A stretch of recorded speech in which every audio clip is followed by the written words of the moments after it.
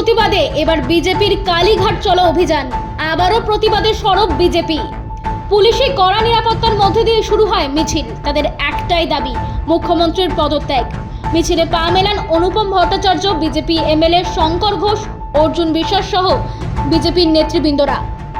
দেখুন, নাগরিক সমাজ আর রাজনৈতিক সমাজ এই দুটোকে আলাদা করে না দেখে আমার মনে হয় নাগরিক আন্দোলন এবং রাজনৈতিক আন্দোলন পরস্পর হাত ধরাধরি করে এই যে বিশেষ করে আরজি কর সহ রাজ্যের নারীদের নিরাপত্তা, অপরাধীদের শাস্তি, অপরাধীদের আড়াল করা, এই কাজটাকে সুনিশ্চিত করতে হবে। এর আগে আমি এই কথাটা বলেছিলাম যে আন্দোলনকে দ্বিখণ্ডিত করবার একটা চেষ্টা রয়েছে। রাজনৈতিক দল তাদের রাজনৈতিক কর্মসূচি করবে, নাগরিক সমাজের মধ্যে কিছু মিশে থাকা রাজনৈতিক মুখোশ তারা তাদের নিজস্ব স্লোগান দিয়ে তাদের অপছন্দের রাজনৈতিক দলকে আলাদা করতে চাইছে।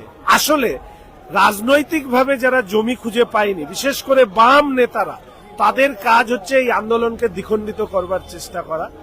আমরা আমাদের রাজনীতির কথা বলেছি, কেউ অপরাধীদের বিচার চেয়েছে, অপরাধী আড়ালকারীদের শাস্তি চেয়েছে।